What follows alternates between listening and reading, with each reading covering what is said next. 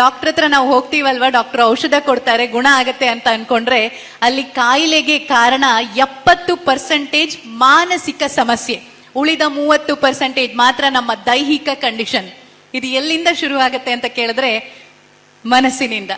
ಆಲೋಚನೆಗಳು, ನಮ್ಮನ್ನು ಕಾಡುವ ಯೋಚನೆಗಳು, ಗಡಿಬಿಡಿ, ಕಾಂಪಿಟಿಷನ್, ಒತ್ತಡ, ಮುಂದೆ ಹೋಗ್ಬೇಕು, ಇಂಥದ್ದೇ ಮನುಷ್ಯನ ಕಾಯಿಲೆಗೆ ಕಾರಣ ಆಗ್ತಾ ಇರೋದು. ಈಗ ಪ್ರಸ್ತುತ ಮೆಡಿಸಿನ್ ಅನ್ನ ಮಾನಸಿಕವಾಗಿಯೇ ಜಾಸ್ತಿ ಅದರ ಒಂದು ಡೋಸೇಜ್ ಇರುವ ಹಾಗೆ ಕಂಡು ಹಿಡಿತಾ ಇದಾರಂತೆ. ಇನ್ನೂ ಸಹ ಇದ್ರ ಮೇಲೆ ರಿಸರ್ಚ್ ಆಗ್ತಾ ಇದೆ ಅಂತಂದ್ರೆ ಇನ್ನು ಎಷ್ಟು ವಿಷಯ ಇರಬಹುದು, ಥಿಂಕ್ ಮಾಡಿ. ನಮ್ಮ ಹಿರಿಯರು ಒಂದು ಚಿಕ್ಕ ಪರಿಸರದಲ್ಲಿ ಯಾವ ರೀತಿ ಚಂದವಾಗಿ ಬದುಕನ್ನ ಕಟ್ಕೊಂಡು 80-90 ವರ್ಷ ಗಟ್ಟಿ ಮುಟ್ಟಾಗಿ ಬದುಕ್ತಾ ಇದ್ರು. ಆದ್ರೆ ಈ ಮೊಬೈಲ್ ಎಂಟ್ರಿ ಆದ್ಮೇಲೆ, ಟಿವಿ ಎಂಟ್ರಿ ಆದ್ಮೇಲೆ ನಾವು ಮಾತನ್ನ ಕಡಿಮೆ ಮಾಡ್ತಾ ಇದೀವಿ. ಈ ಸಂಘ ಜೀವನದಲ್ಲಿ ಇರ್ತಾರೆ ನೋಡಿ, ಅವರು ಬೇರೆ ಜನರಿಗಿಂತ ಜಾಸ್ತಿ ವರ್ಷ ಬದುಕಿರ್ತಾರಂತೆ. ನಿಮ್ಮೆಲ್ಲರ ಆಯಸ್ಸು 10 ವರ್ಷ ಜಾಸ್ತಿ ಬರ್ದಿಟ್ಕೊಳ್ಳಿ ಬೇರೆಯವರಿಗೆ ಕಂಪೇರ್ ಮಾಡಿದ್ರೆ. ಯಾಕೆ ಅಂತ ಕೇಳ್ಬೋದು ನೀವು. ಮನುಷ್ಯ ಸಂಘಜೀವಿ. ಅವನು ಯಾವಾಗ ಇನ್ನೊಬ್ಬ ವ್ಯಕ್ತಿ ಜೊತೆ ಮಾತಾಡ್ತಾನೆ, ಅವನ ಭಾವನೆಗಳಿಗೆ ಸ್ಪಂದಿಸ್ತಾನೆ, ಆಗ ಅವನಲ್ಲಿ ಅವನ ಒಳಗಡೆ ಇರುವಂತಹ ಒಂದು ಶಕ್ತಿ ಜಾಗೃತಗೊಳ್ಳುತ್ತೆ. ನೀವು ಇನ್ನೊಬ್ರು ವೇದಿಕೆ ಮೇಲೆ ಇದ್ದಾಗ ಚಪ್ಪಾಳೆ ತಟ್ಟೋದನ್ನ ನೋಡ್ತಾ ಇದ್ದೆ. ಕೆಲವರು, ನಿಮಗ್ ಗೊತ್ತಾ, ಚಪ್ಪಾಳೆ ತಟ್ಟಿದ್ರೆ ಹಾರ್ಟಿಗೆ ಒಳ್ಳೇದು ಅನ್ನೋದನ್ನ ನೀವು ಕೇಳಿರ್ತೀರಾ. ಅದ್ರ ಜೊತೆಗೆ ನಮ್ಮ ಜೀವದ ಒಳಗಡೆ ಇರುವ ಶಕ್ತಿಯ ಚಕ್ರಗಳನ್ನ ಆ ಚಪ್ಪಾಳೆಯ ಸದ್ದು ಆಕ್ಟಿವೇಟ್ ಮಾಡುತ್ತೆ. ನಮ್ಗೆ ಗೊತ್ತೇ ಆಗೋದಿಲ್ಲ, ಸಂಗೀತ ಕೇಳ್ತಾ ಇದ್ರೆ ಯಾವುದೋ ಒಂದು ಭಾಗ ತಾಳ ಹಾಕ್ತಾ ಇರುತ್ತೆ. ಇದೆಲ್ಲ ನಾವು ಸೆನ್ಸಿಬಲ್, ಸಂವೇದನಾಶೀಲ ವ್ಯಕ್ತಿ ಅಂತ ತೋರಿಸ್ಕೊಳ್ಳೋದಕ್ಕೆ ಇರುವಂತಹ ಗುರುತುಗಳು. ಅದನ್ನ ಕಳ್ಕೋಬಾರ್ದು. ಇಲ್ಲಿರುವಾಗ ಇಲ್ಲೇ ಇರ್ಬೇಕು. ಇನ್ನೊಂದು, ಮಾತಾಡೋದು ಕಮ್ಮಿ ಆಗಿದೆ ಇತ್ತೀಚಿನ ದಿನಗಳಲ್ಲಿ ಅಂತ. ಈ ಗಂಡ ಹೆಂಡತಿ ಜಗಳ ಆಡ್ತಾರೆ, ನಿಮಗೆ ಗೊತ್ತಿದೆಯೋ ಇಲ್ವೋ ಗೊತ್ತಿಲ್ಲ, ಯಾರು ಜಾಸ್ತಿ ಜಗಳ ಆಡ್ತಾರೆ ಅವ್ರು ದೂರ ಆಗೋದಿಲ್ಲ, ಯಾರು ಜಗಳನೇ ಆಡೋದಿಲ್ಲ ನೋಡಿ ಅವ್ರು ದೂರ ಆಗ್ತಾರಂತೆ. ಸಂಬಂಧಗಳ ನಡುವೆ ಮಾತು ಸತ್ತು ಹೋಗ್ಬಾರ್ದು, ಮಾತು ನಿರಂತರವಾಗಿರ್ಬೇಕು. ಅದು ನಮ್ಮ ಮಕ್ಕಳ ಜೊತೆ ಇರಬಹುದು, ಅಥವಾ ಜೀವನ ಸಂಗಾತಿಯ ಜೊತೆ ಇರಬಹುದು, ಅತ್ತೆ ಮಾವ, ಅಮ್ಮ ಅಪ್ಪ. ದಿನಕ್ಕೆ ಒಂದು ಸ್ವಲ್ಪವಾದ್ರೂ ಏನು ಅವರು ಮಾತಾಡ್ತಿದ್ದಾರೆ ಕೇಳಿಸ್ಕೊಳ್ಳುವಂತ ಒಂದು ಸ್ವಲ್ಪ ಪೇಷನ್ಸ್ ಆದ್ರೂ ಇರಬೇಕು. ಒಂದು ಫ್ರೆಂಡ್ ಅನ್ನ ಮನೆಗೆ ಕರ್ಕೊಂಡು ಹೋಗಿರ್ತಾನೆ, ಆಯ್ತಾ, ಒಬ್ಬ ವ್ಯಕ್ತಿ, ಆಫೀಸ್ನ ಗೆಳೆಯ. ಅವನಮ್ಮ ಮನೆಯಲ್ಲಿ ಕುತ್ಕೊಂಡು ಮಗನ ಹತ್ರ, ಅತಿಥಿ ಯಾರೋ ಬಂದಿದ್ದಾರೆ ಆದ್ರೂ ಸಹ ಮಗನ ಹತ್ರ ಸೀರಿಯಲ್ ಸ್ಟೋರಿ ಹೇಳ್ತಿರ್ತಾರೆ.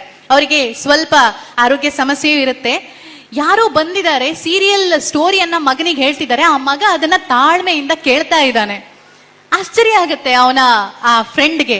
ಅಲ್ಲ ಮಾರಯ್ಯ, ನಿಂಗೆ ಅಷ್ಟು ಪೇಷನ್ಸ್, ನಿಮ್ಮಮ್ಮ ಸೀರಿಯಲ್ ಸ್ಟೋರಿ ಹೇಳ್ತಿದ್ದಾರೆ, ನಿನಗೆ ಸ್ಟಾಪ್ ಮಾಡ್ಬೇಕು ಅಂತ ಅನ್ಸ್ಲಿಲ್ವಾ ಅಂತ. ಆಗ ಮಗ ಹೇಳ್ತಾನೆ, ನನ್ನ ಅಮ್ಮನಿಗೆ ನೆನಪಿರೋದಿಲ್ಲ, ಕೆಲವೊಂದು ಮಾತ್ರ ಅವ್ರಿಗೆ ನೆನಪಿರುವಂತ ವಿಷಯಗಳು. ಅವ್ರ ಜೊತೆ ನನಗೆ ಆ ಬಾಂಡಿಂಗ್ ಪ್ರತಿದಿನ ಕಳೆಯುವಂತಹ ಸಮಯದಲ್ಲಿ ಅವರು ಆ ಸೀರಿಯಲ್ ಸ್ಟೋರಿ ಹೇಳ್ತಿರುವಾಗ ನಾನು ಕೇಳಿಸ್ತೋತಾ ಇದ್ದೀನಿ ಅನ್ನೋದು ಇಂಪಾರ್ಟೆಂಟ್ ಅಲ್ಲ. ಅಂದ್ರೆ ನಾನು ಅಲ್ಲಿ ಏನಾಯ್ತು ಅಲ್ಲಿ ಒಳಗಡೆನೆ ಹೋಗ್ಬೇಕು ಅಂತಿಲ್ಲ. ಅವ್ರು ಹೇಳ್ತಿದ್ದಾರೆ, ಸಮಾಧಾನದಿಂದ ನಾನು ಕೇಳಿಸ್ಕೋತಾ ಇದ್ದೀನಿ. ಇದರಿಂದ ನನ್ನ ಅಮ್ಮನಿಗೆ ಸಮಾಧಾನ ಆಗತ್ತೆ, ಅಷ್ಟೇ ನನಗ್ ಬೇಕಾಗಿರೋದು, ಅವರ ಖುಷಿ. ಯಾಕಂದ್ರೆ ಚಿಕ್ಕ ವಯಸ್ಸಲ್ಲಿ ಅವ್ರು ಯಾವ ರೀತಿ ನನಗ್ ಟೈಮ್ ಕೊಡ್ತಾ ಇದ್ರು, ಆ ರೀತಿ ಟೈಮ್ ಕೊಡೋದಕ್ಕೆ ನನಗ್ ಆಗ್ತಾ ಇಲ್ಲ. ಸಿಗುವ ಅಲ್ಪ ಸ್ವಲ್ಪ ಸಮಯದಲ್ಲೇ ನಾನು ಅವರಿಗೆ ನನ್ನಿಂದ ಆಗುವಂತ ಸಮಯವನ್ನ ಕೊಡ್ತೀನಿ ಅಂತ. ಇವತ್ತು ನಾವು ಎಷ್ಟೋ ಜನ ಫೋನ್ ಮಾಡಿದ್ರೆ ಬಿಸಿ ಇದೀನಿ ಆಮೇಲೆ ಮಾಡು. ನನ್ನ ಹತ್ರ ಯಾರೋ ಅವರ ಮನಸ್ಸಿನ ನೋವನ್ನ ಹೇಳ್ಕೊತಾ ಇದ್ರು. ಒಬ್ರು ತಂದೆ, ಮಗಳು ವರ್ಕ್ ಮಾಡ್ತಾ ಇದ್ದಾಳೆ ಬೇರೆ ಯಾವ್ದೋ ರಾಜ್ಯದಲ್ಲಿ, ಇವ್ರು ದಿನ ಕಾಲ್ ಮಾಡೋದೊಂದು ಅಭ್ಯಾಸ ಆಯ್ತಾ. ಆಗ ಮಗಳು ಹೇಳ್ತಾಳಂತೆ ಅವ್ರ ಹತ್ರ, ಅಪ್ಪ ದಿನ ಮಾತಾಡ್ಲಿಕ್ಕೆ ಎಂತ ಇರ್ತದೆ, ವಾರಕ್ಕೆ ಒಂದ್ಸಲ ಕಾಲ್ ಮಾಡಿದ್ರೆ ಸಾಕಾಗುದಿಲ್ವಾ, ಅದೇ ವಿಷಯ ಅಲ್ವಾ ಮಾತಾಡಕ್ಕಿರೋದು, ಏನಾದ್ರೂ ಎಮರ್ಜೆನ್ಸಿ ಇದ್ರೆ ನಾನು ಹೇಳೋದಿಲ್ವಾ ಅಂತ. ಅವ್ರು ಹೇಳುವಾಗ ಅವ್ರ ಮನಸ್ಸಲ್ಲಿ ಎಷ್ಟು ನೋವಿತ್ತೋ ನನಗ್ ಗೊತ್ತಿಲ್ಲ.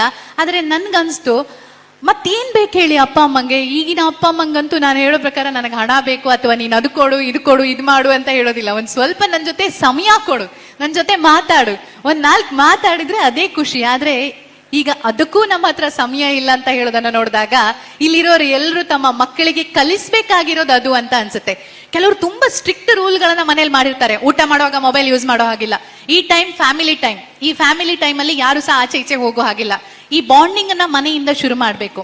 ಇಲ್ಲ ಅಂತಂದ್ರೆ ಮುಂದೊಂದು ದಿನ ಆ ಒಂಟಿತನ ಅನ್ಕಾಡುತ್ತೆ. ಇಲ್ಲಿರೋರು ಎಲ್ರು ಪಾಸಿಟಿವ್ ಎನರ್ಜಿ ಅಂತ ಅನ್ಸ್ತು ನನಗೆ ಒಳಗಡೆ ಬರ್ತಾ ಇರ್ಬೇಕಾದ್ರೆ. ನೀವು ವೆಲ್ಕಮ್ ಮಾಡಿದಂತಹ ರೀತಿ, ನಗು ಮುಖ.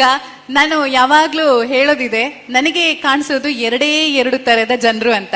ಒಂದು ಜೀವಂತ ಇರೋರು, ಇನ್ನೊಂದು ಜೀವ ಇಲ್ದೇ ಇರೋರು. ಇಲ್ಲಿ ಯಾರಾದ್ರೂ ಜೀವ ಇಲ್ದೇ ಇರೋರು ಇದ್ದೀರಾ? ಇಲ್ಲ ಅಲ್ಲ? ಏನಾದ್ರೂ ಅರ್ಥ ಆಯ್ತಾ ಈ ಜೀವಂತ ಇರೋರು ಹೇಗಿರ್ಬೋದು ಅಂತ? ನನ್ನ ಪ್ರಕಾರ ಜೀವಂತ ಇರೋ ವ್ಯಕ್ತಿನ ನೋಡಿದ ತಕ್ಷಣ ನಮ್ಮ ಮೂಡ್ ಹೇಗೆ ಇರ್ಲಿ ಅದು ಒಂದ್ಸತಿ ಒಳಗಡೆ ಲೈಟ್ ಹಾಕಿದ ಹಾಗೆ ಓಪನ್ ಆಗ್ಬಿಡ್ಬೇಕು.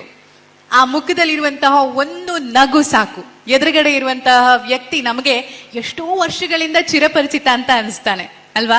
ನಿಮ್ಮಲ್ಲಿರೋ ಎಷ್ಟೋ ಜನ ನಾನು ಇವತ್ತು ಮೊದಲು ನೋಡಿದ್ದು, ಆದ್ರೆ ನಿಮ್ಮ ಮುಖದ ಆ ನಗು ನನ್ನನ್ನ ವೆಲ್ಕಮ್ ಮಾಡಿದ ರೀತಿ ಹೃದಯಕ್ಕೆ ನಾಟೋ ಹಾಗಿತ್ತು. ಪ್ರತಿಯೊಬ್ಬ ಮನುಷ್ಯನಲ್ಲೂ ಇರ್ಬೇಕಾದದ್ದು ಇದೆ ಆ ಜೀವಂತಿಕೆ. ಸಾಯೋ ಪರಿಸ್ಥಿತಿಯಲ್ಲಿದ್ದ ವ್ಯಕ್ತಿಯನ್ನ ಸಹ ಬದುಕಿಸುವಂತಿರ್ಬೇಕು ನಮ್ಮ ಮಾತು, ನಮ್ಮ ನಗು, ನಮ್ಮ ನಡವಳಿಕೆ. ಬೇರೇನ್ ಮಾಡೋದ್ ಬೇಡ, ಅದೇ ದೊಡ್ಡ ಸಾಧನೆ ಅಂತ. 40 ಆದ್ಮೇಲೆ ಹೆಂಗಸರ ಒಂದು ಮನಸ್ಥಿತಿ ಹೇಗಿರುತ್ತೆ ಅಂತಂದ್ರೆ ಆರೋಗ್ಯದ ಬಗ್ಗೆ ಗಮನ ಹರಿಸಲೇಬೇಕಾದಂತ ಪರಿಸ್ಥಿತಿ. ಎಷ್ಟೋ ಜನರ ಜೊತೆ ನಾನು ಮಾತಾಡುವಾಗ ನನ್ಗನ್ಸಿದ್ದು, ಈಗಂತೂ ಅರ್ಲಿ ಮೆನೋಪಾಸ್ ಅಂತಂದ್ರೆ 30 ಇಂದನೇ ಹೆಣ್ಣು ಮಕ್ಕಳ ಹಾರ್ಮೋನ್ ವೇರಿಯೇಷನ್ ಇಂದ ಸಮಸ್ಯೆಗಳು ಶುರುವಾಗುತ್ತೆ, ಮೂಡ್ ಸ್ವಿಂಗ್ಸ್ ಆಗುತ್ತೆ. ಆಗ ಯಾರಾದ್ರೂ ಮಾತಾಡೋದಕ್ಕೆ ಜನ ಬೇಕು ಅಂತ ಅನ್ಸುತ್ತೆ.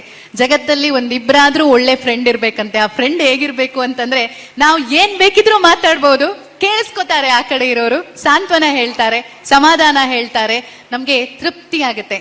ಮನಸ್ಸಲ್ಲಿರೋ ಮಾತುಗಳನ್ನೆಲ್ಲ ಹೊರಗಡೆ ಹಾಕೋದಕ್ಕೆ ಆ 1, 2, 3 ಜೀವಗಳಿದ್ರು ಸಾಕು. ನಮ್ಮ ಅಕ್ಕಪಕ್ಕ ಇರುವವರನ್ನ ನಾವು ಹೇಗೆ ಇಟ್ಕೊಳ್ಳೋದು ಅನ್ನೋದನ್ನ ಮೊದಲು ಕಲ್ತ್ಕೊಂಡಿರ್ಬೇಕು. ಸಮಯ ಇಲ್ಲ ಅನ್ನುವರು 1 ಗಂಟೆಯಾದ್ರೂ ಸಮಯ ಮಾಡ್ಕೊಳ್ಳಿ ಅನ್ನುವಂತ ಮಾತನ್ನ ಹೇಳಿದ್ರು. ಅದ್ರ ಬಗ್ಗೆ ಒಬ್ಬ ಬರಹಗಾರರು ಹೇಳ್ತಾರೆ, ನೀವು ಪ್ರತಿದಿನ ಕಡ್ಡಾಯವಾಗಿ 1 ಗಂಟೆಯನ್ನ ತೆಗ್ದಿರಿಸಿ. ಯಾವ್ದಕ್ಕೆಲ್ಲ ಸಮಯ ಇಲ್ಲ ಅಂತಿರೋ ಆ ಕೆಲಸನ ಆ 1 ಗಂಟೆಯಲ್ಲಿ ಮಾಡಿ. ಆ ಟೈಮಲ್ಲಿ ಫ್ಯಾಮಿಲಿ ಬರಬಾರ್ದು, ನಿಮ್ಮ ವೃತ್ತಿ ಬರಬಾರ್ದು, ನಿಮ್ಮ ಪ್ರವೃತ್ತಿ ಅನ್ನೋದಿರ್ಬೇಕು ಅಂತ. ನಾವೆಲ್ಲ ಕೆಲ್ಸಕ್ಕೆ ಹೋಗುವಾಗ ಈ ರೆಸ್ಯೂಮ್ ಕೊಡ್ತೇವೆ ಆಯ್ತಾ, ಅದರಲ್ಲಿ ಹಾಬೀಸ್ ಅಂತ ಒಂದು ಕಾಲಮ್ ಇರುತ್ತೆ, ಕೆಲವರಿಗೆ ಗೊತ್ತಿರಬಹುದು.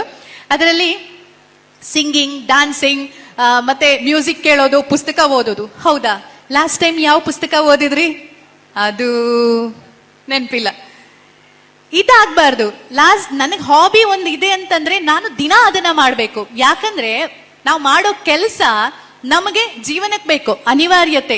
ಎಲ್ರು ಅವ್ರಿಗೆ ಬೇಕಾದಂತಹ ಒಂದು ವೃತ್ತಿಯನ್ನ ಮಾಡ್ತಿರ್ತಾರೆ, ಆದ್ರೆ ನಿಜವಾದ ಬದುಕು ಏನಿದೆ ನೋಡಿ, ಅದು ನಮ್ಮ ಹಾಬಿ. ನಮ್ಮ ಸಮಯವನ್ನ ನಾವು ಅದಕ್ಕೋಸ್ಕರ ಕೊಡ್ಲೇಬೇಕು.